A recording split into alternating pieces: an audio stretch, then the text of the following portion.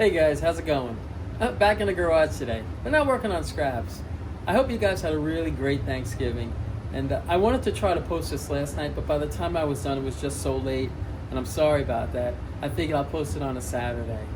So what I have is a couple of pictures of some cars that I've done through the years, some cars that I do here, and some cars that I do in front of my house. And I stopped doing them in front of my house because I couldn't get anything done. You know, if I was out there an hour, there'd be at least one person stopping by. And throughout the day, there'd probably be at least 5 or 6 people that would stop by all the time just to see what I'm working on and what I have. So that's why I ended up working in this garage instead of in front of my house. So I want to show you a video of a car that I had purchased on a Friday. The gentleman had this car posted. It was no motor, no tranny. He had it posted, and it needed everything, but it came with everything. So this was a Friday. I got the gentleman's address. I hook up my trailer, I jump in my truck, and I drive upstate. It was probably about 2 hours. I pick this car up and I bring it home. It was still sitting on the trailer Saturday morning. So I go out Saturday morning and I'm looking at the car like, what am I going to do with this car? And a friend of mine stopped by and he looked at the car and he's like, what are you going to do with that piece of junk? I said, I'm going to put it back together. He's like, are you crazy, Al? I'm like, no, I'm going to put this car back together. He's like, that's going to take you forever. So I look at him, I go, I bet you I get this car done in a day.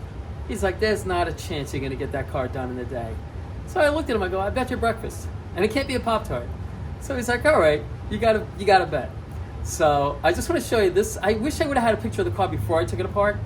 Like I said, I lost a lot of my pictures, so I try to piece these together.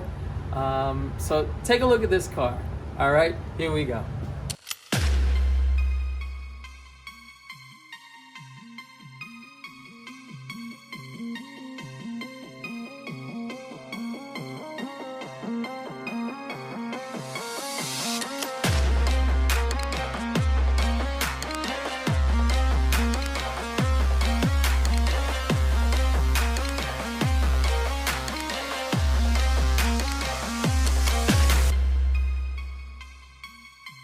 Yeah, I got that car together in one day.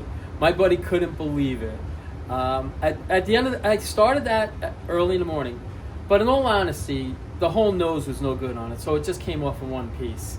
And I threw a whole new nose back on. Well, not new, but a nose that was in really nice shape. So that didn't take long at all.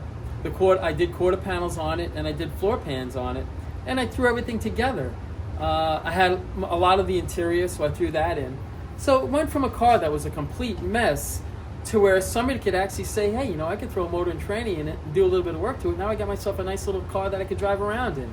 So like I say, those are the cars that I like to find, the cars that everybody just gives up on, that you could do a little bit of work. And a lot of these cars, some of these cars I look at them and I know that I'm not going to put a motor and tranny in them. Unless it's something that's really worth doing. But for the most part, I enjoy just getting them back together and let the next guy do what he wants to do to it. I'm not saying that I don't do a car from start to finish, because I do, and I'm going to show you one in this video. But that was pretty much it. That was a fun little build, and it was a nice little bet. And, I had a nice little breakfast for free. So it worked out good. Not all these cars that I work on, not all of them are old. A few years back, my son had a 2005 Nissan Altima. He was in Jacksonville, North Carolina. He was in the Marines. So to fast forward it, he's down there. I get a phone call in the morning on I don't know, I think it was about a Thursday morning. It's like, hey Dad, how's it going? I'm like, pretty good. How's it going over there? He's like, well, I got good news and bad news. I'm like, okay, what's going on? He's like, the good news is that everybody's fine. The bad news is I totaled my car. I go, what happened? He's like, well, I didn't total it. My buddy totaled it. They went to a wedding, and after the wedding, my son had drank. And he's like, you know what, I didn't want to drive, so we sat in the car, and I fell asleep. And then later on, I get woken up to getting shooken around all over the place in my car. There was a branch that came through the passenger windshield, thank goodness his seat was reclined. So a branch came through the windshield. What happened was his friend was driving home, he fell asleep, and the exit they were supposed to get off on, and he drove the car into the woods. And take a look at this car. And this is another car. I brought this car home I got home on a Sunday. On a Monday, well, before I get too much into the story, take a look at this car, okay? Here we go.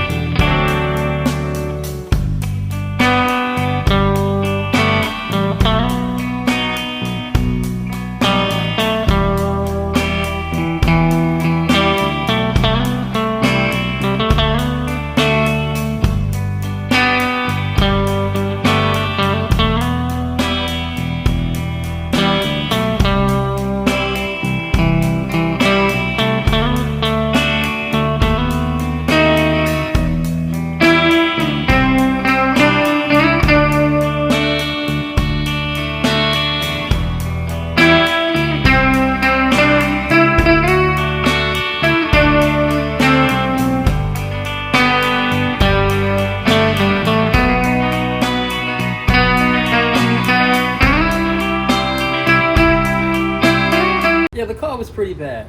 It actually still ran mint.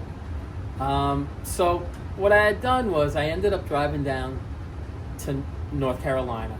I had a little Toyota Prius. And I'm like, all right, you know what? Now you get to drive the Prius around for a little bit. So I dropped off the Prius, I put his car in a trailer, and on the ride home, I stopped to grab something to eat, and I'm just looking online, and I find the same exact car, same color and everything, that needed a motor. And it was about 20 minutes away from my house. So I got a hold of the gentleman, and I got the car for $300, which I'm like, all right, for $300, it's perfect. So what I had done was I had gotten home on a Monday, and I believe Tuesday I ran out, and I went and picked up the other car, and I came back. And I pulled all the broken, bent up parts that were on my son's car. I took them all off. I swapped out all the parts from the other car, and the only thing I couldn't fix was the back quarter panel. Well, I could have, but I just didn't think it was worth it. The whole car went back together. It actually looked pretty good. And one thing that I learned is, somebody told me, it's like, Al, whenever you're working on those doors and everything like that, make sure the battery's disconnected because it has those airbag sensors in it, and you don't want to pop one of those airbags. I said, all right. So, he gave me a tip. So I figured I'd share that with you if you're ever working on them or anything like that. Just unplug the battery, because you could trigger that and blow off an airbag. So I ended up taking everything off. I switched everything. I paid $300 for the parts car. I took all the parts that came off the car and I threw them in the car. I didn't put them back on. I threw them inside the car. I called my buddy up, and I'm like, listen, I have this Nissan Altima. It's 2005. I got to get rid of this thing. He's like, well, what is it? And I explained everything to him. It needs a motor. And I told him what I did, how I swapped the parts. He's like, I'll give you $200 for the car. I'll come and get it right now. I said, come and get it. So I literally got all the parts for the car and for $100. And it took me one day to put that car together. And the crazy thing was, I just had a brand new windshield put in that car for my son about 2 weeks before that. So here I am. I'm calling up Safelite. He said, listen, I got a cracked windshield. And they're like, oh, okay. So they came in the next day and threw the windshield in it, and the car was back to normal again. It had its little bumps and bruises here and there, but it didn't look bad. So I don't only work on old cars. Sometimes I work on new cars if I have to. But I love working on the old cars. I don't like working on the new cars. So now I got a story for you, which is kind of a cool car that I came across. I came across a 1968 Camaro. Mr. Wilson sent it over to me, and he's like, what do you think? And I'm like, you know what? Maybe as a car to pick up, just maybe see if Mr. Wilson get it up and running, and then just push it down the road. I had no intentions at all on building this car. None at all. So Mr. Wilson's like, listen. He's like, I don't know if you noticed it or not, but that car has a factory multiplex stereo system in it. I'm like, no kidding. And I've heard of them, and I've seen pictures of them. What it is, it's your console has these dials on it, which moves it to left, to right, front, back, and moves it around. It's a factory.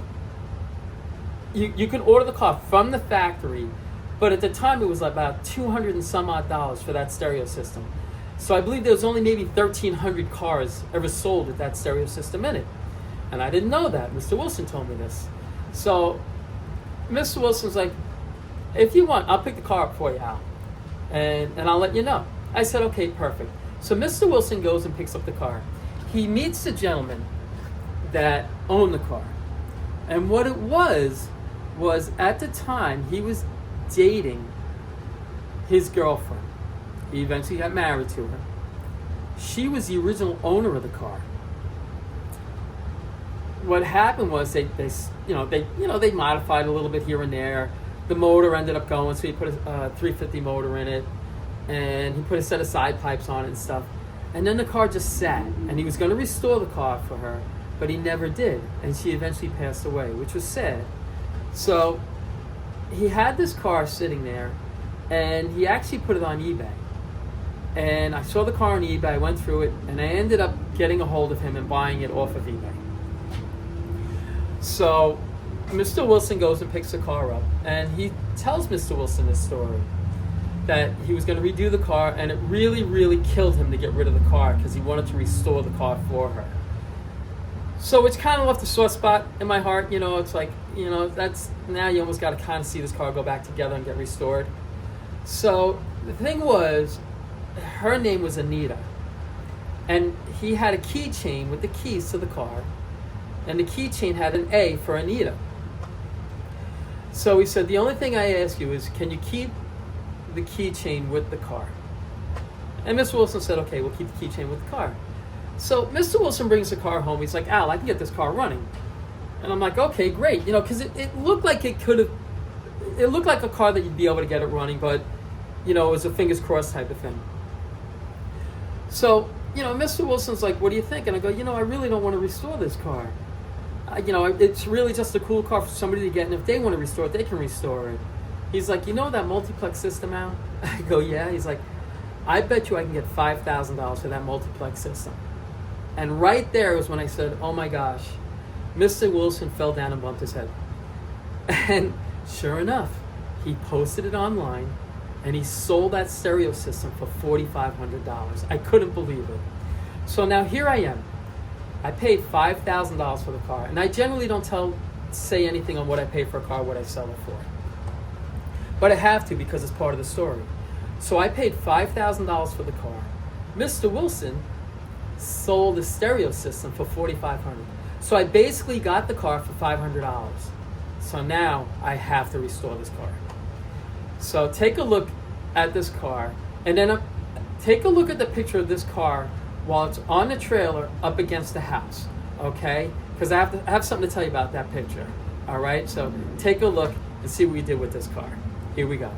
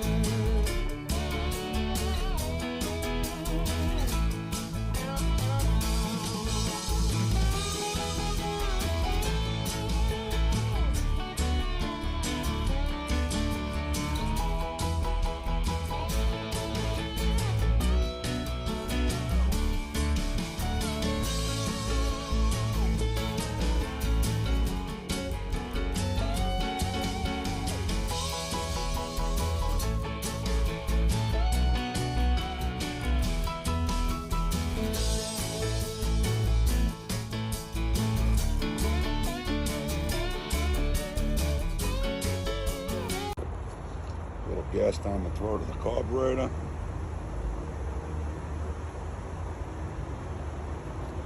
Give him some gas. We got a hot lead, and we got a starter button now. Let's see what it does.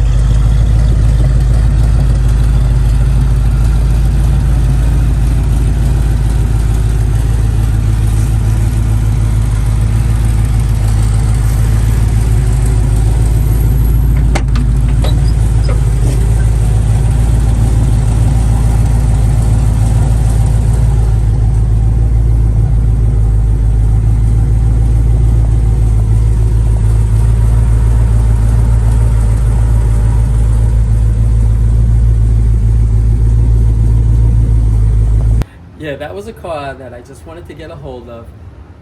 Hopefully have Mr. Wilson get it up and running and driving, clean the car up and push it down the road and let somebody enjoy. To a car that went from that to being completely restored. Now, if you took a look underneath the dash, that's a factory installed multiplex stereo system. And if you look on the console, the buttons, that's where they put the buttons for it. And if you read the article, it'll tell you everything about it. It was pretty rare. It's actually extremely rare. It's the first and last time I've ever seen one. I mean, I saw a picture of one a long time ago, and I'm like, why would they put the buttons there on the console? And they did, you know, and it's the first time that I saw one like that, super rare. So at that point, I'm like, you know, I gotta restore this car. So now, if you took a look at the picture of that car, the front view of the car on the trailer up against the house, that car was on Barn Finds, and Barn Finds did an article on it with the article that was on eBay. And you know, it was pretty interesting. You know, it pretty much tells you all about the car. If you want to go on Barn Finds, if you look at a 68 Camaro, I think the cover picture is the one of that car on the trailer up against the house in front of it. But another thing about that picture is I've seen at least twice on Facebook, at least twice, of people scamming that car. They'll show a picture of that car trying to scam it as they're selling it. So, you know, that's why I wanted you to pay attention to that picture right there in case you do see it. I have seen people take that picture, whether they took that picture from the Barn Finds article that they had on it, or whether they took it right off of the picture that was originally posted on that car when it was on eBay, but I'm not sure. But that car ended up, we did everything to that car. Mr. Wilson, he did a beautiful job taking that stereo system out. The gentleman who purchased it, it was a complete stereo system, very nicely removed from the car. Mr. Wilson got it up and running, you saw in the video. And, you know, it's just basically, you know, the car just went back together. You know, Mr. Wilson did an awesome job on it. My buddy Joe painted it. I did all the metal work on it. So it was a combination of all three of us really getting together and putting that car together. And that car only took about, I don't even think it took 3 months to put that car together from when you saw it on the trailer till when it was sold. And actually a dealership bought that car and it went to Texas, I believe. So, you know, it's just, that was a fun, unexpected build. That it really was. That car went together so easy. It was amazing. That car wanted to go back on the road. And the A on the keychain stayed with the car. And he told the dealership the whole story, and he says, no, we're going to keep the keychain with it. And hopefully he told the gentleman who purchased it that story, and hopefully the keychain is still with that car, because that was Anita's car, and she was the original owner. And you know, now the car was restored and put back together, and it ran and drove beautifully. It really did. So that was pretty much that car. I really wanted to show you that car.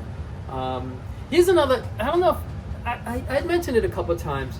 Whenever you see me working on a car, I'm always disconnecting the positive terminal. And the reason why is I had purchased a car. A buddy of mine called me up. He's like, Al, listen, I have this car. I'm looking to get rid of it. Are you interested in it? And it was out by Mr. Wilson's house. And I said, you know what, let me take a ride out there and I'll check it out. And, you know, we'll take it from there. So take a look at this car I went to go look at it that my buddy had. Here we go.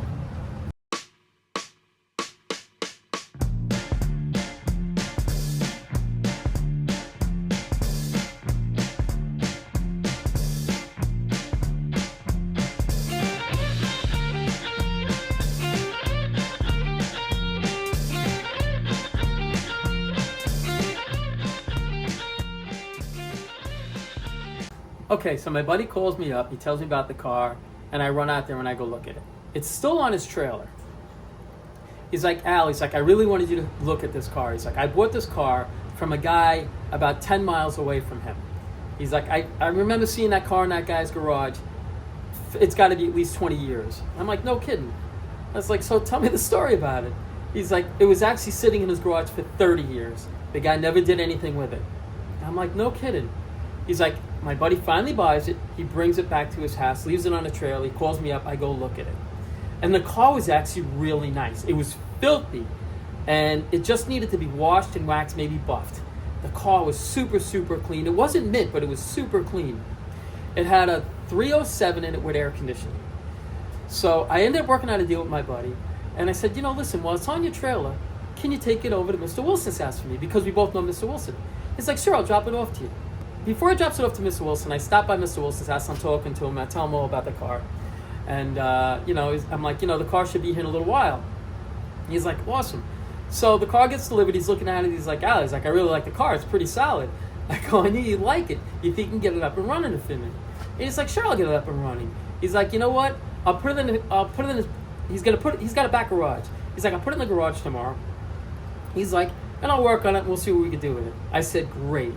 So he gets the car up and running, and you know, he calls me up.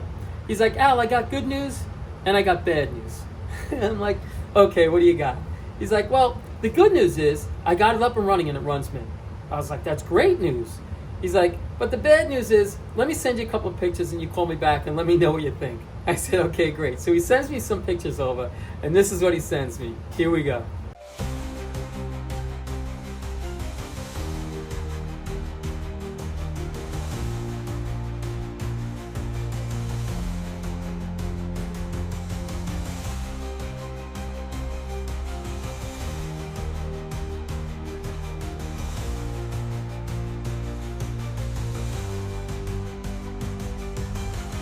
So those are the pictures that he sends me. And I said, ooh, the car must have caught on fire.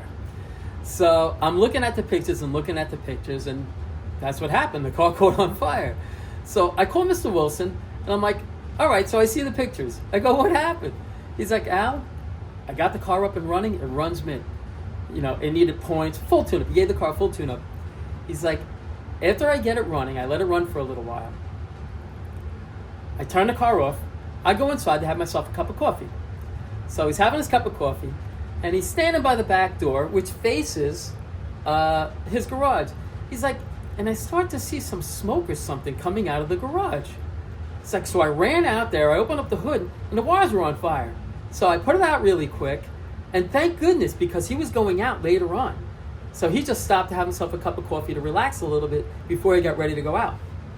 So he tells me, he's like, Al, he's like, the fire, it was right from the alternator all the way through the front harness, everything. And I'm like, oh, okay.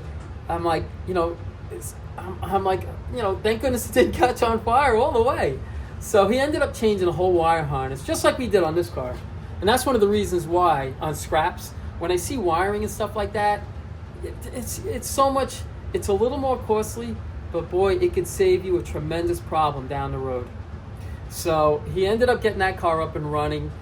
He changed the harness for me and everything. And it was actually a really, really nice stock original car. And it ended up, the buddy that I bought it from, his friend bought it from me. So, it just did that little circle. The car stayed within roughly 10 miles of where it originally started from. So these are just some of the cars that I wanted to show you. And some of the stories, if anybody knows me, I'm a story guy. So I just figured I'd share these stories with you and some of these cars just done through the years. And I have a few more too that I'll show you before I run out. And I have other cars also, just being at the right place at the right time, and I'll show you some of those cars also.